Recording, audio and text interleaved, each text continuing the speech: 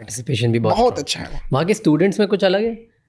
वहाँ पे students universities या एजुकेशन वहाँ कोचिंग नहीं है, वहाँ कोचिंग वगैरह नहीं। रियली? वहाँ गवर्नमेंट स्कूल, स्कूलिंग सिस्टम एक, वन नेशन वन एजुकेशन। हमारे यहाँ वन नेशन वन इलेक्शन बोला जा रहा है। कभी एजुकेशन पे भी बात कर लो यार। अच्छा, हम लोग की क्या जरूरत है? हम लोग खुद अपने आप से पूछते हैं कभी कभी कि हम लोग की जरूरत क्या है कोचिंग वालों की? क्योंकि स्कूल ने अच्छा नहीं पढ़ाया है। अदरवाइज में तभी तो आया है मेरे पास। ऐसा भी तो हो सकता है जैसे स्कूल में उसने पढ़ाई कंप्लीट कर दी, कॉलेज कंप्लीट कर दिया, तब हमारे पास आया।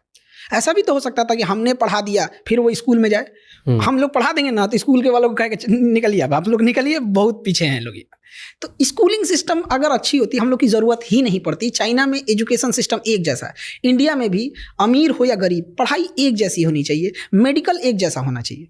बट यही दुर्भाग्य है इंडिया में, अमीर की पढ़ाई अलग है, गरीब की पढ़ाई अलग है, और उसके बाद दोनों पढ़ के समाज में आएंगे तो अमीर लोग कहेंगे कि ये ऐसे किया वैसे किया। क्या बात की है, एक का पैर तोड़ दिए और एक को खिला पिला के अच्छा किए, उसके बाद दोनों को सेम रेस में दौड़ा रहे हैं। अमीर का हॉस्पिटल अलग है, गरीब का हॉस्पिटल अलग है। अमीर अभी आएगा, उसको MRI जांच ये सब हो जाएगी। गरीब के लिए 2 महीना का लाइन लगाना पड़ेगा। अगर पहुँच है, पैसा है, लिंक है, सुबह चाहिएगा, शाम में एम्स में नंबर आ जाएगा। कुछ पैरवी नहीं है तो अगर आपको किसी पेशेंट को फर्स्ट स्टेज में कैंसर पकड़ा गया, अगर कोई पहुँच पैरवी नहीं है ना, तो उसका नंबर आते आते वो 4th स्टेज में चला जाएगा। तो डॉक्टर कहेगा आप सेवा कीजिए।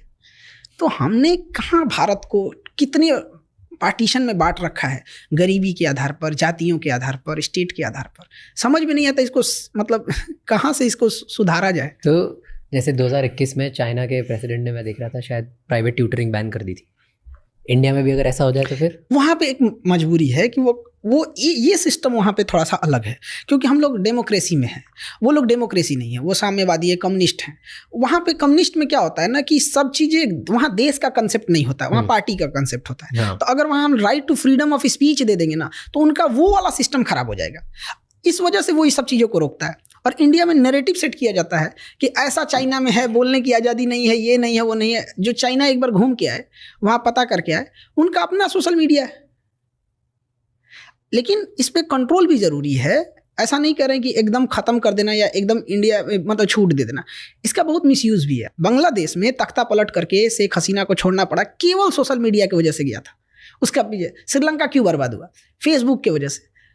मतलब फेसबुक, श्रीलंका जो क्राइसिस रही थी उसमें सबसे बड़ा कारण फेसबुक है। कैसे? दोनों, पहले बांग्लादेश बताओ फिर श्रीलंका बताओ। पहले श्रीलंका था, फिर उसमें क्या हुआ ना कि चीज़ें, जैसे एक सिंपल सी बात बताते हैं, यूट्यूब, फेसबुक, ट्विटर ये हमारा है नहीं। अब हमारा नहीं है तो अभी एक छोटा सा जो ज्वलंत एग्जाम्पल देखिए आप, गाजा और फिलिस्तीन में, और हमारे यहाँ कश्मीर में इशू देखिए। कश्मीर में इतनी ज़्यादा इंसर्जेंसी है, वहाँ पे एक टेररिस्ट मारा जाएगा ना, पूरे ग्लोबल मीडिया में दिखाया जाएगा। और गाजा में 60,000 लोग मरे हैं, जिसमें ज़्यादातर महिलाएं और बच्चे हैं। आपको वीडियो ढूंढने को मिलेगा? नहीं मिलेगा। न्यूज़ देखने को मिलेगा? नहीं मिलेगा। केवल टूटा हुआ घर देखने को मिलेगा। रीज़न क्या है? They control them. और हम लोग अगर कश्मीर में कर देते हैं तो ह्यूमन राइट का वायलेशन हो जाता है। ये ह्यूमन राइट की पार्ट सिखाते हैं सब हमको, ये सफ़ेद मुर्गा सब यूरोप में बैठ के जलियांवाला बाग में गोली चला के मारे थे सब। ये चुट्टा हम लोग को ह्यूमन राइट सिखाते हैं सब। जिस समय ये लोग जानवरों की तरह ज़िंदगी जी रहे थे ना, हमारे यहाँ वसुधैव कुटुंबकम चल रहा था। जिस समय दुनिया में केवल लूट खसोट मची थी ना, पारसी लोगों को खुद ईरान से भगा दिया गया था ना, तो हमारे यहाँ गुजरात और महाराष्ट्र में उन्हें रहने के लिए शरण दिया गया था। तो हम लोग को ये ज्ञान दे रहे हैं सब। तो सोशल मीडिया को हम लोग अनकंट्रोल करें। We are not digital India, we are digital user. हमारे पास डिजिटल इंडिया हम लोग बोलते हैं उसको, क्या है हमारा? यूट्यूब हमारा है, फेसबुक हमारा। आज अगर यूट्यूब गूगल कह देता है कि आपको अपने जीमेल बना रहे हैं, हर जीमेल का 1 साल का चलाने का हमको 10 रुपये चाहिए, हमें देना पड़ेगा, सब बंद हो जाएगा, एंड्रॉयड उसका हो जाएगा। तो चाइना ने कहा कि we are not digital China, we are not digital user. उसने अपना बना लिया। तो इसको अलग नैरेटिव दिखा रहे हैं कि हमें से कोई सवाल ना पूछे। देखो चाइना का अपना ट्विटर, बट ठीक किया उसने, किया अपना, उसका अपना है ना, उसने चलाने पे बैन नहीं लगाया है, अपना चलाओ। क्या उसकी भाई यूट्यूब नहीं है? उसका अपना है, बाइडू है उसका, वीचैट है उसका, सब कुछ है उसका अपना। हम लोग का एक चीज डिजिटल में बहुत अच्छा हुआ, पेमेंट सिस्टम, यूपीआई, वो बहुत बेहतरीन है। पूरी दुनिया में वैसा नहीं है, बाकी जगहों पे हम लोग का उतना अच्छा नहीं है।